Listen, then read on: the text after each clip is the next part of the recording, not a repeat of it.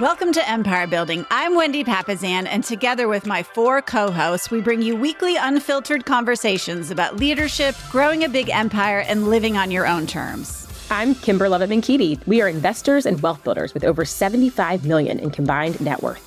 I'm Sarah Reynolds. We are visionaries who built more than 50 businesses with over $122 million in annual revenue. I'm Tiffany Fikes. We've led thousands of people and do it all while being pretty good moms. And I'm Seychelle Van Poole. We are your podcast to learn how to build big businesses and even bigger lives. Hi, this is Tiffany Fikes, and I am here with my amazing co-host, Sarah Reynolds.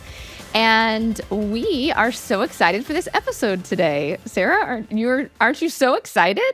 I am. This is going to be a first. So It is. First time ever on Empire Building. We are going to do something pretty amazing. And you guys are going to eavesdrop on a live coaching call between Tiffany and I. And so, Tiffany, tell our listeners about sort of what led to this happening today. Yeah.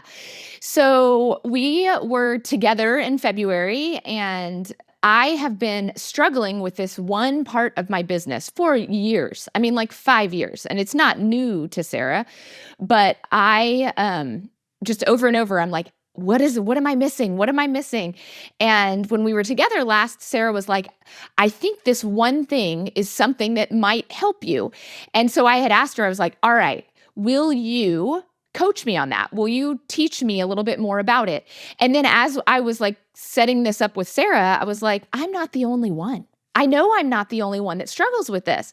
And so I said, would you be willing to do this on the podcast? And she was like, are you willing to do this on the podcast? Yeah, I was like, I mean, what I love, when we first sat down, it's the podcast has been now on for 5 years, which is crazy. And when we first sat down and talked about what values we want to share, in terms of what values do we want to make, core values that we want to make sure our podcast leads. Like one of them was being vulnerable.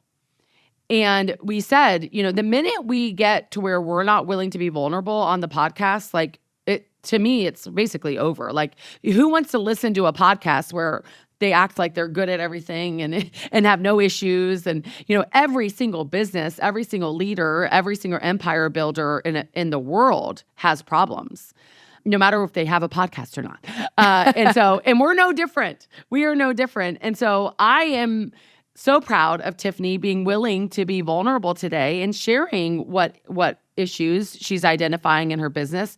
And then I feel very honored that I get to coach and guide, and really it's just having a conversation. I struggle with this topic myself at times, and I think I'm just super proud. She's leading today in terms of showing vulnerability. And then who knows, we might be doing this more. I know. I want it to be a series. I'm excited about this. Yeah. I'm sure we have enough problems. We can line up the coaching calls. For sure. Okay, so let me jump into kind of explaining to our listeners where I am and what I'm struggling with, and then they can just listen. Yeah. So my business grew very quickly. Within 4 years, I had $1 million producing business, and it continued to grow. However, when I needed to bring in leadership, I struggled finding that right person or hiring the right person. And that has continued over the last 5 years of my business of I can sometimes find great people, but in the end, they don't join, or I just can't find the right people that match with me. And so it is this like, I have this amazing opportunity on my team. Like, I've got a couple of good leadership opportunities, and there's something I'm missing about how I'm entering this process or ending this process that never makes a match. And I've talked about it on episodes past where you just feel like you're insane, like trying to do the same thing over and over again, expecting different results. But I'm like so committed to finding that right partner, leader, whatever that looks like. And when we were together in February, you had said, you might be struggling with talking about the value of your team, because I do sometimes struggle because it feels like bragging. And so I don't know if that's all we're going to talk about today, but that is kind of the background on what my problem is. I have more opportunity than people want to join me because I don't think I'm doing a good enough job explaining the opportunity to someone or painting the picture, or, I don't know. Help me, Sarah. Help me. Well, I think this is so common, which is why I think we're going to help so many listeners today. And I believe the ripple effect of that is, like, not only are we going to help Tiffany, we're going to help, I know I'm going to grow today, and we're going to help our listeners, because this is so common, especially for our female leader listeners. And I know we don't have just females listening. This goes hand in hand with, they say that females wait to apply for a job until they feel they're ready. Men will apply for a job. They feel ready no matter what. Okay. They were born ready. They were born ready. Okay. And this goes hand in hand. I find that a lot of female leaders struggle with talking about the value that they bring. Talking about, they view it as bragging, or maybe they have self-doubt. Am I bringing value? Am I really ready to share? Because can I stand behind it? And things like that. I think there's a lot of what Tiffany is saying is not just a Tiffany Fikes issue here. This is a lot of empire builders have this problem in terms of talking about themselves and what they do and what value they give. And so they don't tell anybody. Well, it's really hard to recruit. It's really hard to grow if no one knows about the good that you're doing. And so that's where we are, and that's the problem we're going to tackle today. And we might tackle even more problems. Who knows? Yeah, who knows? We might find some more. Yeah, exactly. And so get out your pen and paper if you're in a safe place. This is a call that you for sure a call. This is an episode you for sure are going to want to take some notes. And we're going to dive in. And I've got some questions to ask Tiffany. Okay, so let's go back. Like, I want to go back and hear more about your story. Okay, so let's go back. So you accomplished $1 million business you built in revenue in 4 years. Yes. Okay, did you bring in all of that $1 million? Like, was that you producing and selling houses? Like, that was you yourself? I mean, I'm a team built, like I do it with people. Yes. So I hired my first assistant 3 months into the business. I brought on a buyer's agent in 2011. So that was 2 years in. So by the time I was $1 million producing, I had 2 other agents on the team with me. Okay, so I want to talk about those 2 agents. Yeah.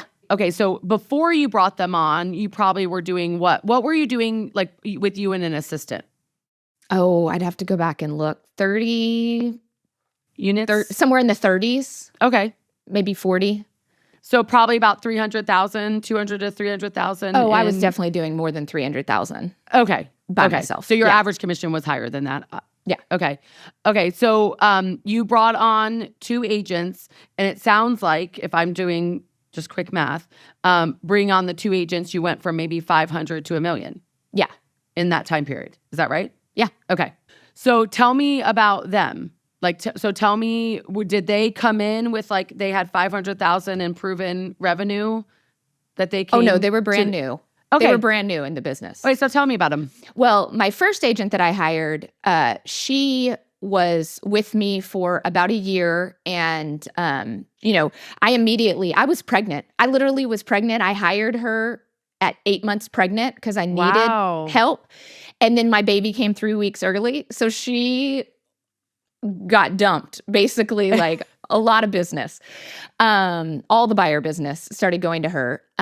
However, she didn't really want a big business. And so she left after a year. And then I said, I'm not going to hire 1. I want to hire 2. Because then if one doesn't last, I've at least got another one. Yeah, so gold nugget right there from Tiffany, listeners. Like, so she learned, instead of hiring 1, if I hire 2, I can train. It's a better use of my time. And then if 1 doesn't work out. Yeah. Like, in my mind, it was like, worst case scenario, they both succeed. Yes. That's literally the worst case scenario. Not they both fail, because I know that wasn't going to happen. Yeah. But like, they both succeed. And what's crazy is they did. They both succeeded at a very high level. One stayed with me for a decade. One, within 3 years, had built up enough money. He like basically retired and followed his dream to live in an RV with his family, and did that for 7 years off the money that he made with us in a couple of years. Wow. They were awesome. Okay, so I want to hear more about them. So both of them were brand new agents. Yes. Everybody was brand new. One didn't even live in Nashville. Like, he had just moved to Nashville, had no sphere. Okay. So first and foremost, okay, so they were brand new. They had sold 0 houses before joining and partnering with Tiffany Fikes. Yes. 0 houses. 0 houses. Okay. Now, do you know the failure rate of a normal agent, a normal brand new agent? So both of them were with you between 3 to 10 years. Yeah. Okay. Do you know what is the average in terms of how many agents make it 3 years from a brand new agent to 3 years selling real estate? Because that's what your team did. Yeah. No, I don't know. I mean, at 86% is the failure rate, right? Yes, correct. Okay. So depending on the year, so every year this is different. I study this number. If you're running a real estate team, a real estate business, this is a number you want to know every year. Okay. Because you're going to share stories, okay, of how you're changing lives. And we're going to hear more about how Tiffany has changed some lives. Okay. So depending on the year, it's between an 80 to 95% failure rate, depending on the year. I have never seen it go below 80. And I've now been studying the failure rate for, I think, over 12 years at this point. And I've seen it as high as 95. Okay, so what does that mean? That means that 80 to 95% of newly licensed agents, real estate agents today, will not be licensed in 3 years. That's massive. I mean, the majority of agents. Yeah, that's huge. The real estate industry has the highest failure rate of any industry that I'm aware of. Yeah. So Tiffany brings on two brand new agents, sold 0 houses, and one was successful with her for a decade, and the other one made it past the 3 years and continued to be licensed and did not fail. Yeah. He actually lived his dream. He lived his dream. You helped impact his life in such a big way to where he could go live his best life. Yeah. Because of the work you do. That's amazing, Tiffany. Okay, tell me about the one that made it 10 years. So going from 0 to how many families were they serving a year on average? So John, that was with me for a decade, he, the last, 5 or 6 years, he was helping about 40 families a year. Wow. Okay. So 40 families. So last year, the average agent served 1.4 families. So if we take 40 divided by 1.4, 28 times. Yeah. Yeah. The average agent. Yeah. So Tiffany's model, her team produces agents to serve 28 times the average agent. Where do I sign up? Right. No, seriously. Is that not remarkable? Like, that's huge. So maybe you're like Tiffany and you're struggling with like value. Okay. Have there been stories of people that you have impacted? But I want to hear more. Okay. How did his life change in the 10 years? So he became a net worth millionaire. Brand new, starting as a brand new agent. Yeah. And then within 10 years, he became a net worth millionaire by partnering with Tiffany. Yep. Wow. And he also got to do this with boundaries. That's a big thing we talk about on our team. Like he set a goal. He was a buyer's agent, wanted to be a buyer's agent, didn't want to become a listing agent. And he wanted to be done with work at 3. Like he called them bus stop hours. He wanted to drop his kids off at the bus stop and then be there to pick them up. And so for the last 3 years, he did that volume of business, working 1 week in a month and working bus stop hours. So he was able to have a life. Okay. So you helped, and I'm assuming, like, did he just like know how to do that? Or No. Like he just said, I want to have bus stop hours and I'm just going to do it. Or how did he actually end up accomplishing that? I mean, I coached him into how to do it, helped him see the path. He didn't actually think it was possible. That is one thing I'm good at, is I'm really good. No. Stop. We're going to say this differently. Okay. What are you really good at, Tiffany Fikes? I am really good at helping people figure out how to get their quote unquote impossible dreams. Yes. Like whatever they want their life to look like, I can see a path for them that they maybe can't see for themselves. So he had this dream to be a very involved dad. Yes. That he viewed as impossible. Yes. With a job as a real estate agent, as a buyer's agent. I'm literally getting chills right now hearing this, because how many of our listeners and how many agents around the country right now could hear us and have that thought? Like, you can relate to John, right? Like, I relate to John, like, of thinking, like, how can I serve 40 families a year, 28 times the average agent last year, 48 families a year, and at the same time, make sure that I'm at every bus stop, pick up, drop off, and pick up. And you helped coach him. So the first thing you had to do was coach him on his mindset, I'm assuming, right? Because he didn't believe it. Yeah. Believing it was possible. How did you do that? I mean, we created the path, like, all right, here's where we want to go. What has to be true to be, for that to be reality? And then how do we back up from there? And seeing it wasn't that far, he just had to make a few adjustments, make a hire, things like that allowed him to net the same amount of money and do his job with some leverage, a buyer partner. Okay, so you removed his biggest roadblock. So your coaching, your leadership, the first thing that I'm hearing you say is that you help them realize that the impossible is possible. Yep. The second way you do that is you coach them on removing the roadblocks that they have set in their mind as to why they can't do it. So it's not just okay, you can do it. Like, we're going to change the impossible into possible. Okay, you use your coaching skills, your leadership skills to coach him on what was holding him back. What was the roadblock that he had that you were going to help coach him on overcoming the roadblock? Is that right? Yes. Right. That's what I call a remarkable leader. I had this conversation with our leaders last week because one of them came to me and they mentioned a roadblock that one of our agents had brought to them as to why something couldn't happen. And the leader was trying to convince me that I should accept the roadblock. The roadblock, yeah. And change the status of the agent in terms of accepting appointments. I'm not going to go into it. Okay, but I looked at that leader and I said, that means you're saying you don't want to lead. Mm-hmm. Because leaders remove roadblocks.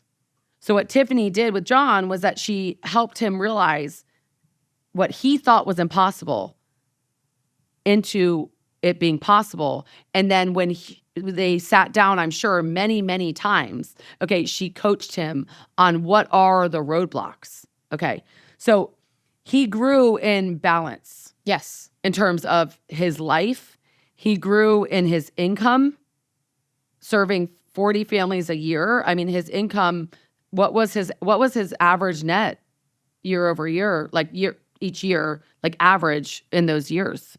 Oh, over the whole decade, I don't know. At the end, he was, well over 200 every year. There were years he made more money than I did as the business owner, which I always love that. Yes. Agents don't realize that, but I love it when my agents make more money than I do. Yes. Okay, so he was most likely, I'm running math in my head here, okay, but most likely he was netting anywhere between 150 to 250 over 5-year time period, each year. For sure. He was in the high. Yeah, he was in the high ones on an average for sure. Probably closer to 200 on average for his last 5 years on our team. Okay, so partnering with Tiffany and her proven system, her proven team system of serving buyers and sellers, what I'm hearing is that they net between 175 to 250,000 each year. Her model of coaching and leadership develops them to become net worth millionaires. She coaches them to turn the impossible into possible by removing roadblocks, and they prevent burnout because they worked. So say that again. You said it earlier. She's going fast, right? With her amazingness. Like I'm literally trying to keep up with her. Because first of all, we got to slow it down, right? I mean, each of these items is the impact that she was able to make on John's life is like forever. Like you changed his family tree. Yeah. You literally changed his family tree. Okay, so you said something about how much he was working. So the bus stop was at 3, but you also said something about weekends. Yeah, his goal was to only work 1 weekend a month. So did he accomplish that? Yeah, because he had a buyer partner, because he wanted to give her 1 weekend off a month. So he would work 1 weekend a month so that she could have 1 weekend off a month. Oh my goodness, Tiffany. This is amazing. Okay, so not only did he only work 1 weekend a month, you also had to have been coaching him on leadership. Yeah. Yeah, he'd been watching. Yeah. So, you were demonstrating it. You were demonstrating what an amazing leader does. You know, something that is, I think, so unique about Tiffany's leadership style and something that I learn from her constantly is like, I love to overwork. Okay. And then I demonstrate overworking to my people. Whereas Tiffany is amazing at setting boundaries in her own life. And then she's demonstrating to her people how to do that when she does that. And so John learned from watching her. And then John led a buyer's agent that I don't know many buyer's agents that get at least 1 weekend off a month. Most buyer's agents, most teams, conversations that including mine, let's be real for a second, including mine, okay, we'll have a conversation with someone looking to join their team and it sounds something like this. Like if you want to if you don't want to do listings and you want to specialize in buyers, okay, you're going to have to be willing to work every weekend. How's your family life? Are you willing to work every weekend? That conversation is happening like 3 doors down right now. Yeah. Whereas Tiffany, that's a different conversation. Well, and I'm trying to think, like we talk about you're going to work that conversation on our team is you need to be willing to work on the weekends and you're going to take 1 day off during the week. So, but we always talk about what day are you taking off? This weekend off was like a John's, like how together our team was like, no, could it be possible? Because again, that goes to that impossible, believing the impossible is like, no, we've never done that before. Could we alternate and, everybody get 1 weekend off and do something unlike anyone else? So that was a new thing that we developed around John's dream, which then became kind of a thing we talked about on our team. Like, how could everybody have a weekend off? So is that something that is that's normal on your team? Like to talk about taking weekends off? It is talked about, yes. Right now we don't have enough people to execute it, but yes. But you could coach and develop them to do that. Yes. Oh, absolutely. Okay. That would be part of the conversation for sure. Okay, so 1 weekend off. Okay. And did John's buyer's agent do well or no? Yeah, she's still on the team. She's a buyer's agent now. Like it was his buyer partner and now she's the buyer's agent on the team. Okay, and what's her average? Like what does she make around each year? She makes she averages about 175 to 180 every year. Net. Yeah. Okay.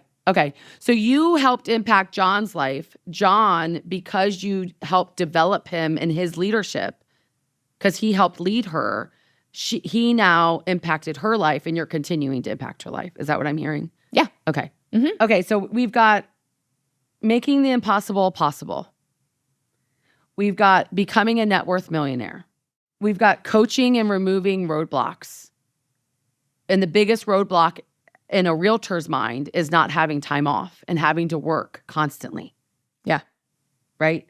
So you have a system and you built a system, a team that knows how to develop agents to earn between $175,000 to $250,000 a year with having one weekend off serving around 40 families a year. I know. Why don't people want to join? How often are you telling John's story? I mean, I talk about it on every career night. Not this like in depth, of course. What do you mean, of course? Like not this in depth, of course. Well, this is a lot of time. I have no idea how long we've been talking about this. It is a lot of time. But this is all you need. Okay, tell me more. Like what else would they need to know? Like what else is the career night about? I talk about what they need to know about what real estate is like some of the realities. Okay. Could you incorporate that into John's story? Interesting idea. Storytelling. So does it, when you're telling John's story, does it feel like bragging to you? No, because it's John. Okay. So we're on to something, I think. Okay. So I think a lot of times what I found, because I struggle with this big time, like big time. Like I used to tell people I'm the worst recruiter we have. Okay. I still need room for improvement on recruiting because I've had the same limiting belief that I'm bragging about myself or I'm bragging about the team. But then I realized I'm really passionate about the people's lives I've changed.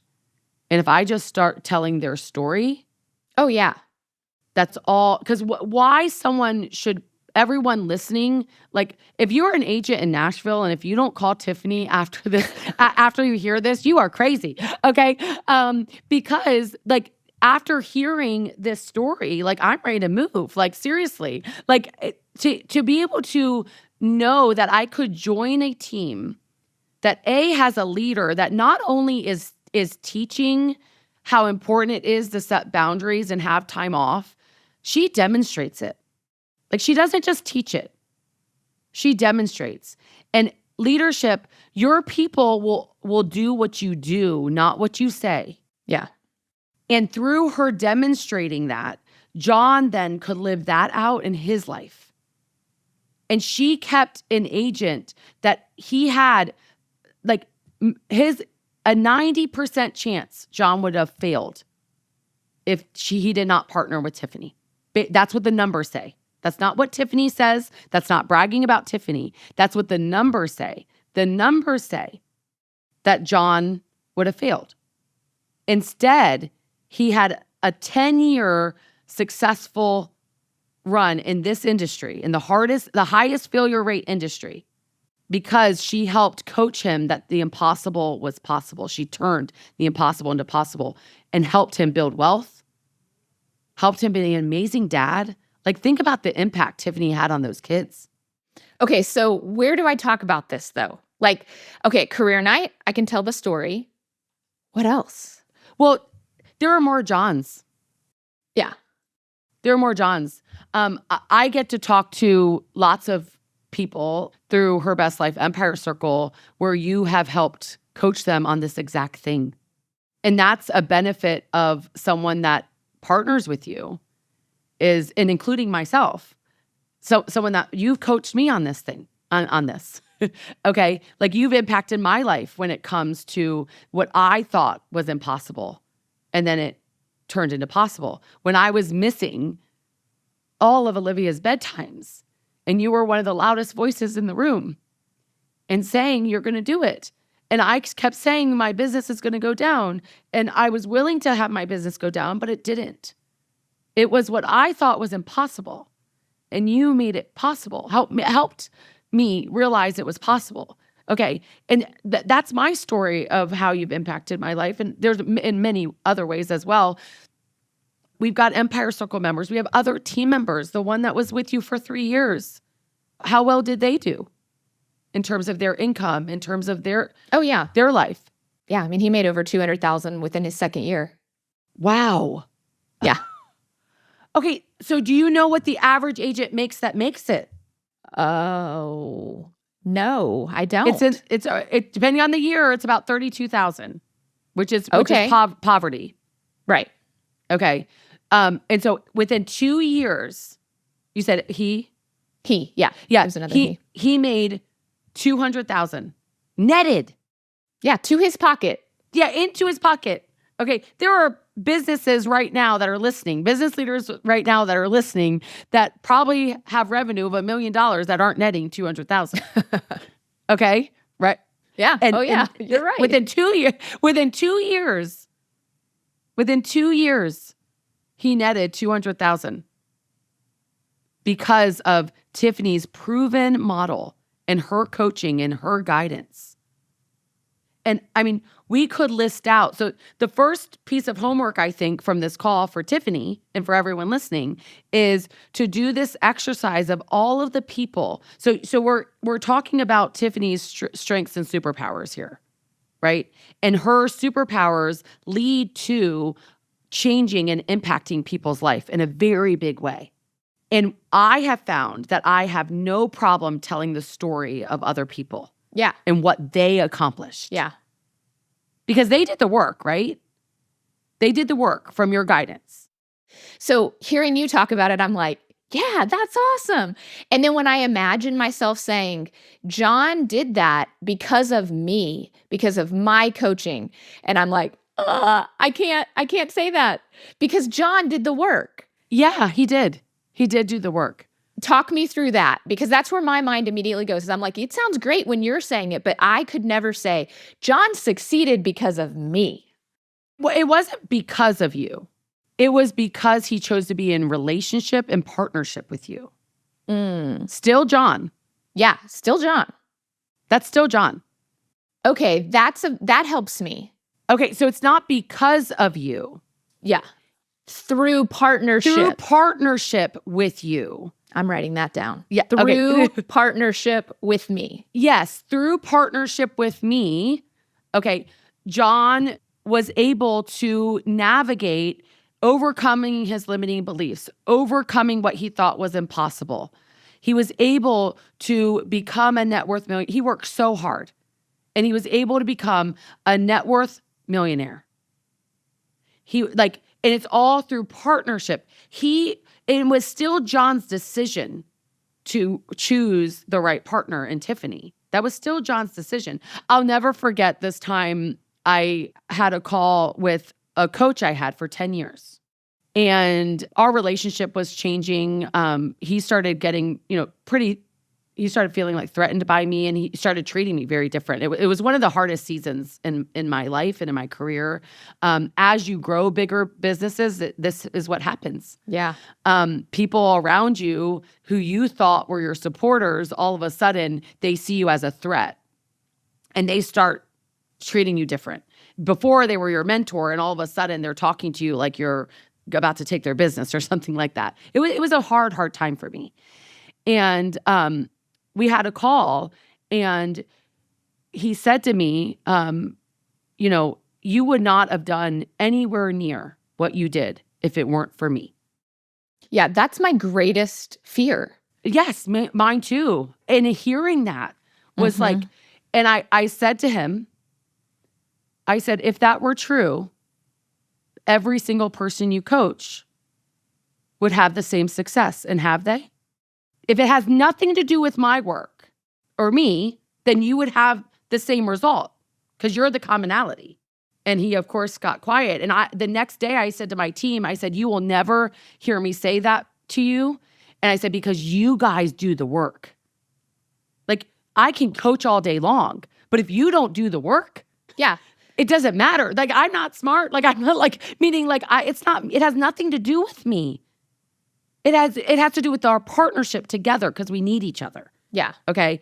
But I said, don't hold your head high. Because a lot of times, because I noticed my team was saying a lot of things like, well, I couldn't have done it without you and things like that. And there's truth to that, meaning we're really good partners. Okay. But I wanted my team to own their greatness of what they accomplished. I didn't want it to be about me. I want it to be about their greatness. And I hear that in your leadership, Tiffany, as that's what you're saying right now. Yeah. Right? It was a partnership together. You needed John and John needed you. Yes. That's so helpful. Like that phrase, in partnership with me. Yes. That feels more palatable Yes. for me to say out loud, because I know what that feels like for someone to say, oh, it's because of me. And like, so I almost go too far the other direction to make sure that nobody on my team or who's succeeded, who is no longer on my team and moved away, like I never want them thinking I'm taking credit for their work. Yeah, no. So you would tell the story and then you would say, now let's talk through what the partnership looks like.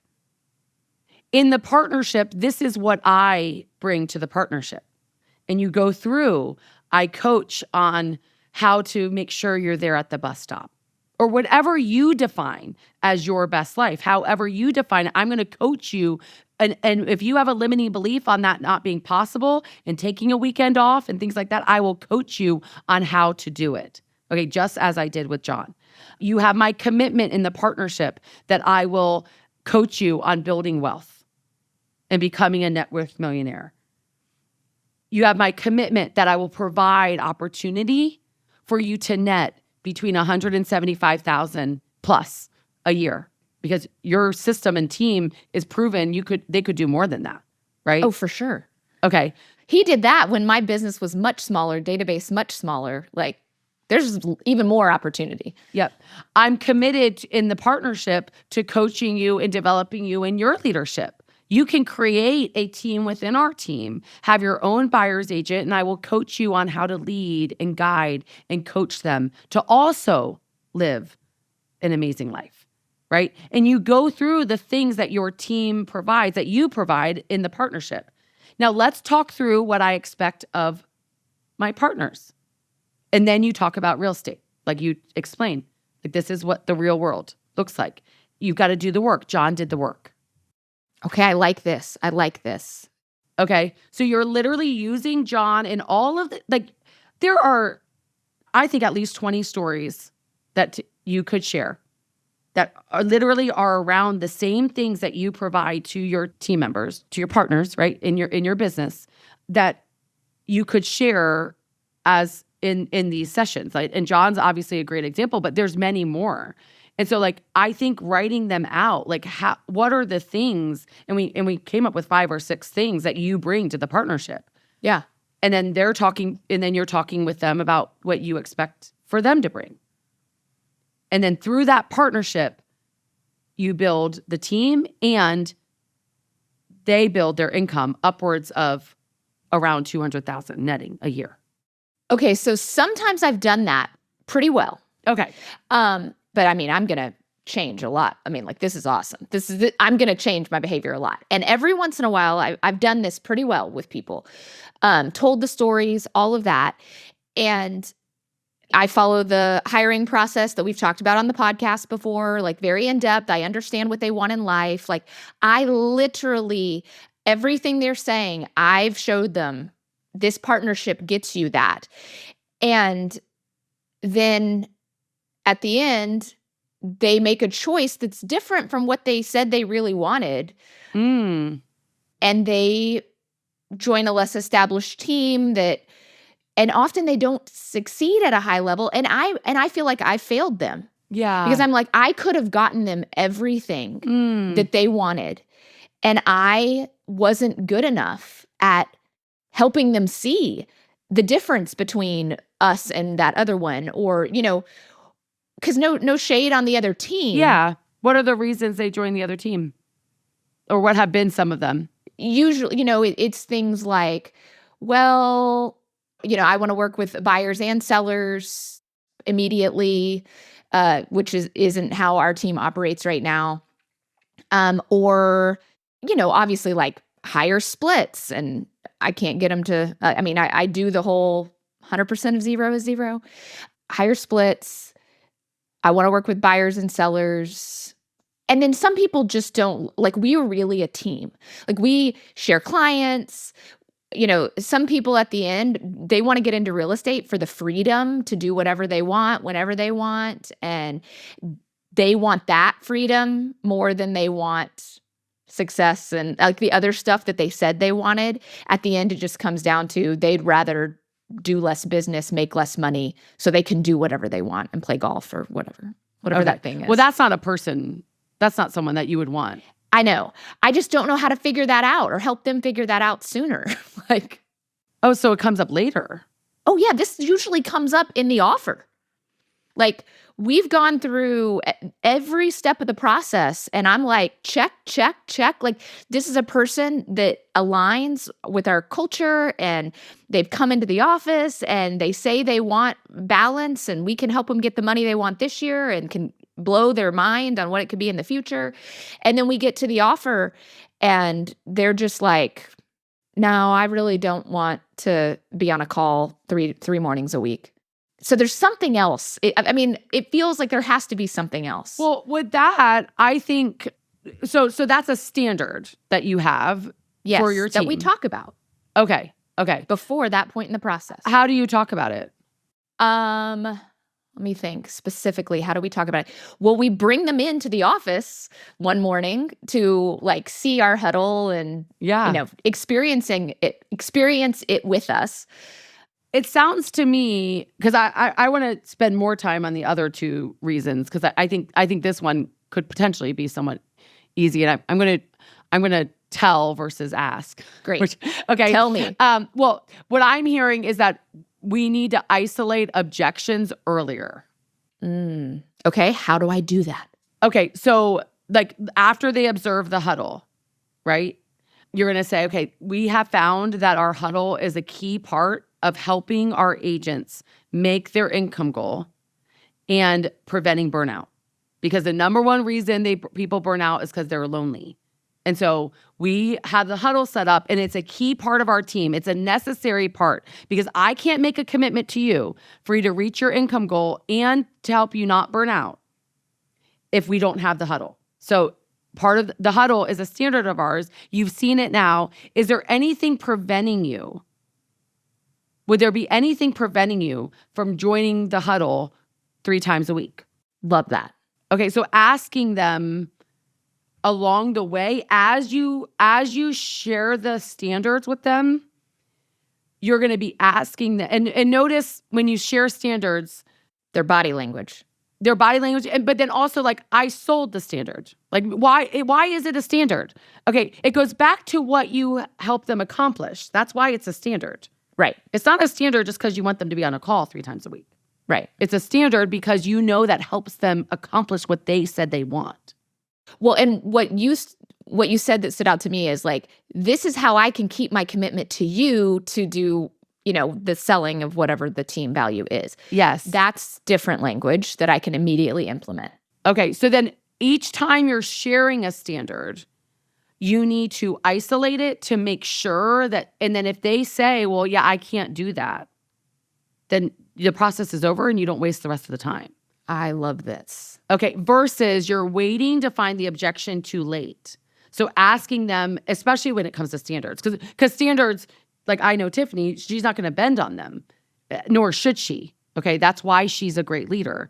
Okay, and so we want to eliminate those people much earlier versus you wasting time, like with them. Yeah, and it's also wasting your heart. Like I think about how deep you get with people, and like that's like, don't get that deep with them when they aren't willing that already to do. feels lighter. Like, that's awesome. Good. Thank you. Okay. But now buyers and sellers immediately and higher splits. Okay. So are those the other two? Yes. Okay. Those are the main things. Okay. Do you have a path written out on how they earn the right to do listings? I do not have it written out. Okay. So one of the things that helped me with this, because I also was losing a lot of agents for the same reason. And like they wanted to do listings, and which is common. Okay. So like, and I would just know that that's common, and like making like every listener and Tiffany, like making sure that we're thinking, okay, that's a common thing for agents. So if we are wanting to recruit and attract talent, and that's common, then what I figured out was, well, I better have a path for them to get there or I'm going to lose them. Yep. And so what I would recommend is that you develop like you probably have it. It's just not written. Yeah. Into like ladders, like into like steps. Like step 1, you're going to serve 24 buyers. And we are going to help you learn buyers, help you navigate buyers' objections, and serve buyers. And don't forget, I'm going to do that by helping you have at least 1 weekend off a month. That's my commitment to you. Okay. After you do that, okay, then we're going to open it up to, let's say it's listing, whatever your path normally is. Okay. Yeah. And why we have you do buyers first is because we know to be a good listing agent, you have to understand buyers. Because you're advising your seller on what buyers are looking for. And if you don't know buyers, you can't do a good job with sellers. And so this is helping you become an amazing listing agent. And then, so share the path. And then like after that, is there a coach, like can they earn the right to be like John and have a team within your team? After that, can they become a mentor to other agents outside of their team within your team? After, like, what's the path of growth? Because when I was hearing, I want to work with sellers and you're not letting me work with sellers. Okay. What I learned was I'm not showing them that I will help them grow. Yeah. Am I making sense? Yeah, totally. Because we show like future org charts and like that kind of growth within the organization. But I do think that kind of a ladder, like you said, would probably be more effective in this specific objection. So what I'll do is I will put in our show notes, the Empower Home one, and then I'm going to send that to you, Tiffany. And then I would take your business and develop something to show them that they can grow with you in their career. Yeah. As a realtor. And the org chart's awesome. I also love the org chart, like showing the future org chart.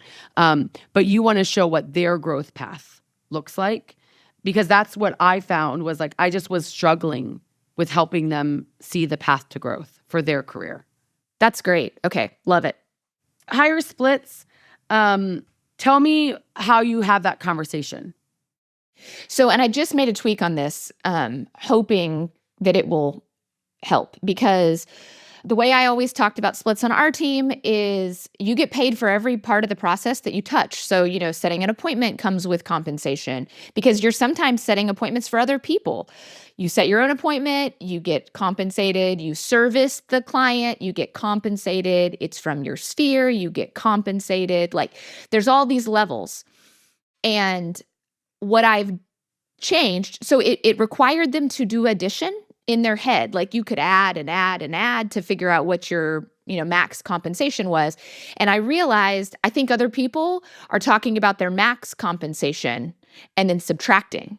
So if people can't do adding in their head, they're definitely not going to do subtracting in their head because that's harder. And so I need to start at, this is our split. And if you don't set your appointment, if somebody else on the team does, then, that comes off and then this comes off. Because when I first did it, that felt like a takeaway. I would not like that. But I think I've come up against this objection, and this is my hypothesis, and I'm totally willing for you to tell me that's a horrible idea, Tiffany. But talk about the bigger number because they attach to that number when they're comparing, if they're talking to different teams. And so, but I also always tie it with, here are our splits. And at the end of the day, it matters what you make. And no agent on our team has made less than $60,000 in their first year. No agent on our team has made less than $100,000 in their second year. So that's how I talk about the splits. Okay. Make it better, Sarah. Okay. So I love the aha of what other teams are doing. And you're probably right. They're talking probably max. Let's talk through different ways we could potentially do this in terms of like, if we stick with that plan, which like I'm okay with that. And then I'll share some other ideas as well. The one piece of when you do like it, you take that off, or you take like, you start here. And if this person does that, you take that off.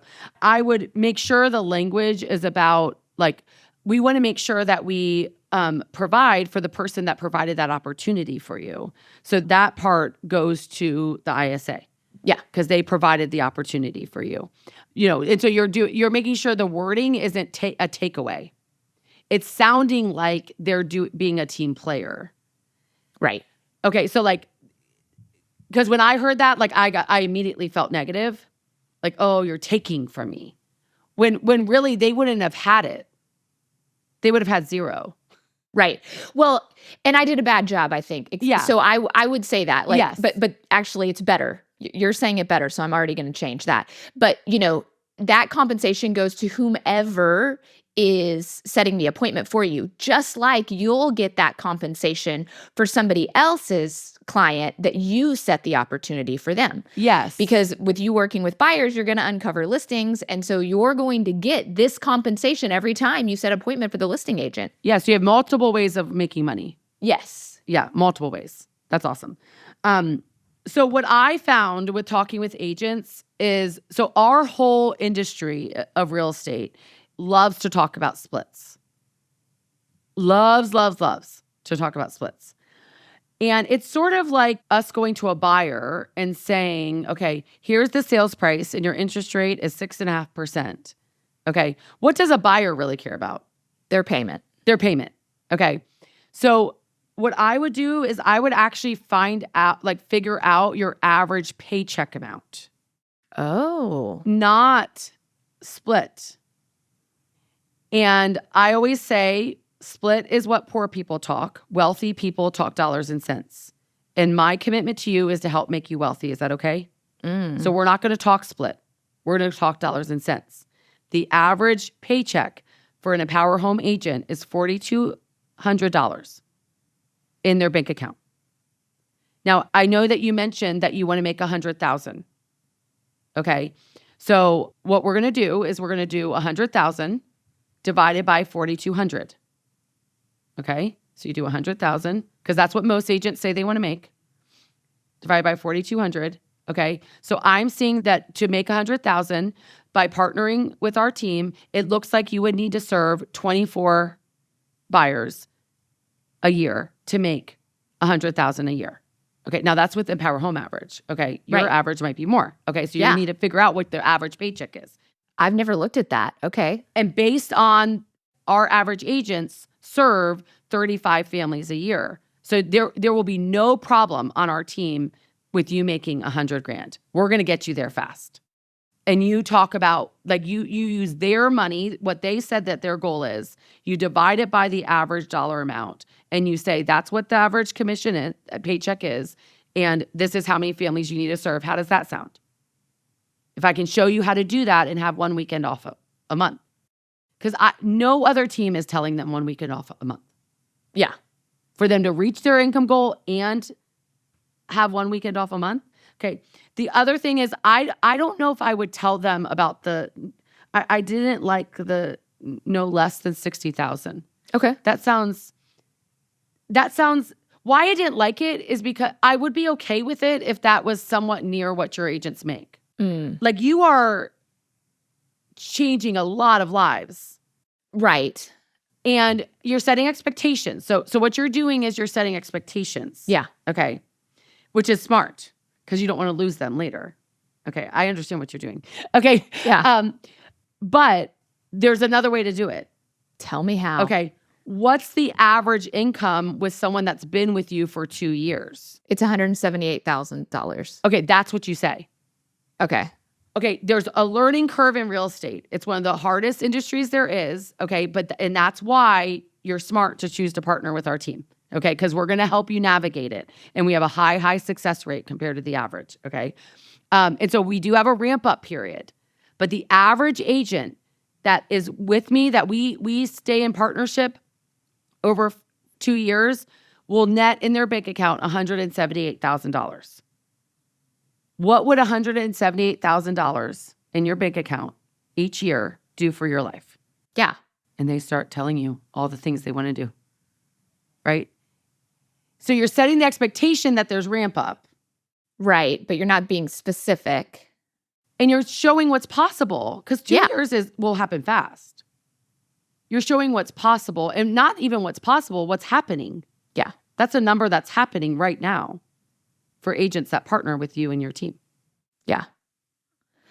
Okay. But you do still have to sit down with them and they have to sign an agreement with actual splits. Yes. So how do you, do you just gain agreement before, do you want to join the team? Yes. Okay. Like, So- is that what you do? No. Well, yeah. but like trick them? No, it's not a trick. But like, I don't know. Eventually you have to talk. I do get a verbal agreement before the Yeah. actual agreement. Yes. The thing is so, and I think you're very similar to us in terms of like, you don't know yet if you want to hire them either. Right. Yeah. So it's like you're having that conversation. When split comes up early on, I know typically that is not an Empower Home Team agent. Like if they care the most about the split and they're just playing the split game, like I will not waste time. Like that's not for me. Okay. I want agents that want to make the most amount of money, not that want the highest split. Yeah. And so and we don't know if we're a good match yet. So when it comes up early on, I say, we just don't have that conversation because I don't know yet if I want to. I'll tell you this, that the average agent at Empower Home makes $172,000 a year after they've been with me for 2 years. Okay. But we're not going to go over splits until we know that we want to be in business together. Because why does it matter if we don't want to be in business together, right? So then I'm talking about it later. So when it comes to the agreement that has the split laid out, right? We go over that. I go over that with them, okay? But I remind them of what the dollar amount is because they don't most of my agents don't even know right now how to do all of the calculations. They just know, am I at average? Like, am I above or below average? And then is my next one above or below average? Okay, well then I'm on pace, right?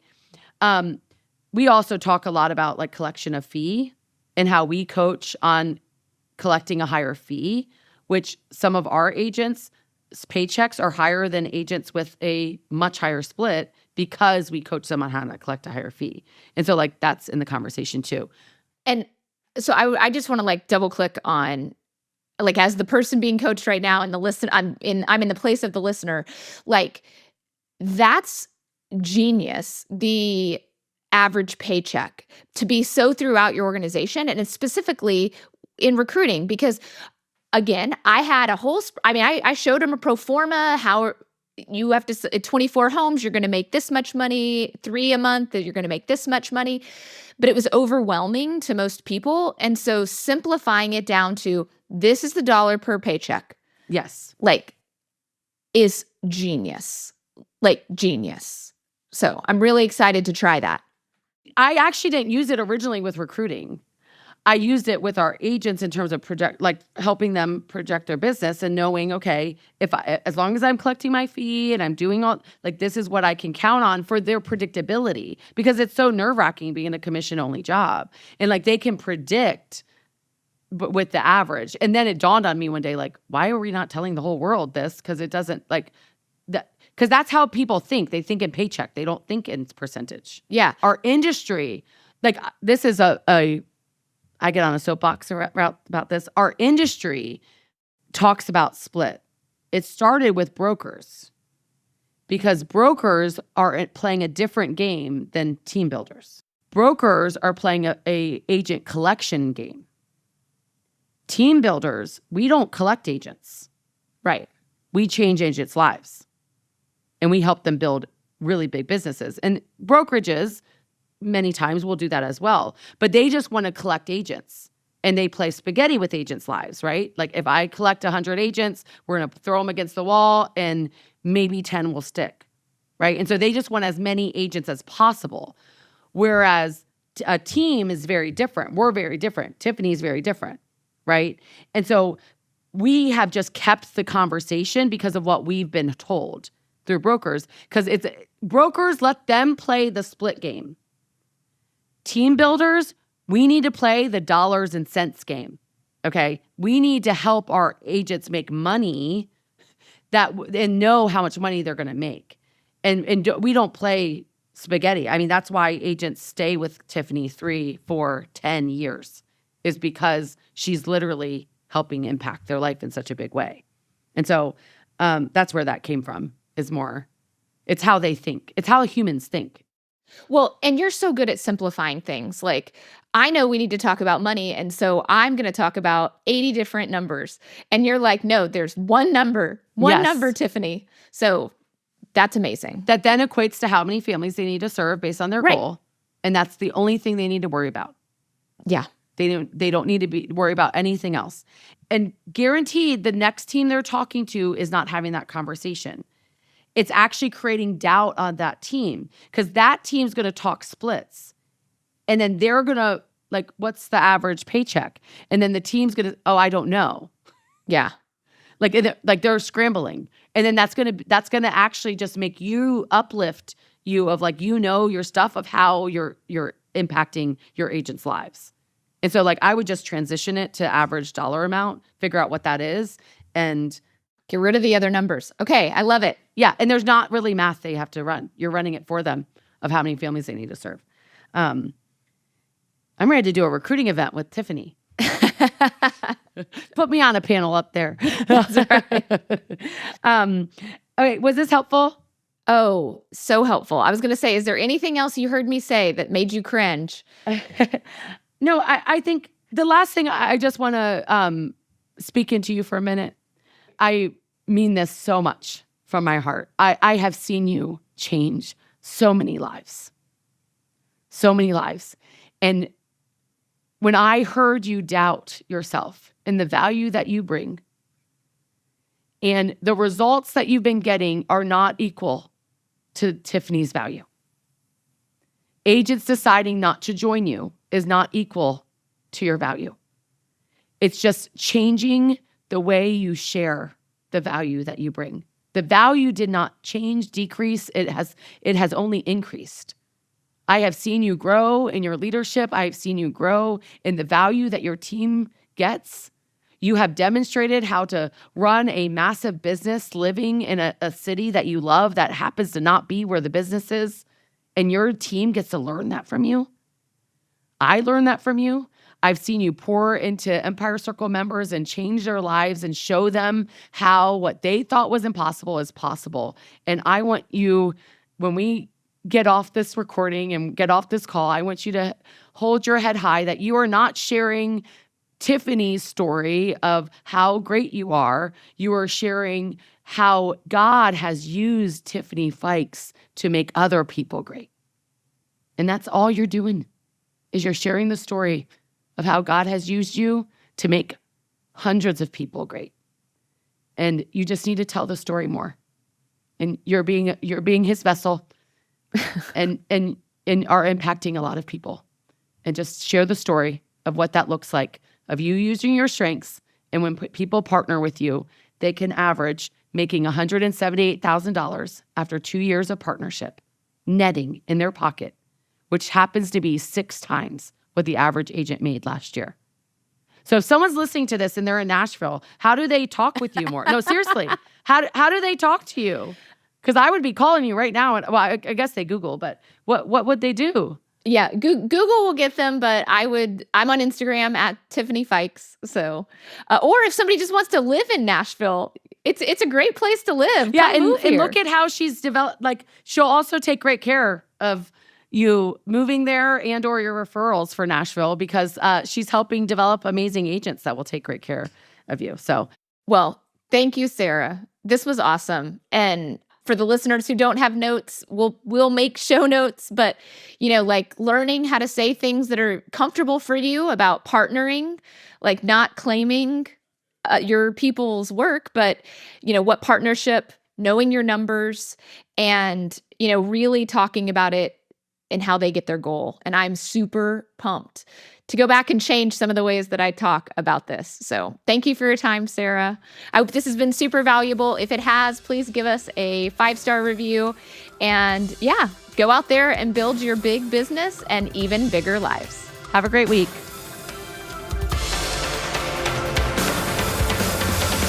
This podcast is for general informational purposes only. The views, thoughts, and opinions of the guest represent those of the guest and not Keller Williams Realty LLC and its affiliates, and should not be construed as financial, economic, legal, tax, or other advice. This podcast is provided without any warranty or guarantee of its accuracy, completeness, timeliness, or results from using the information.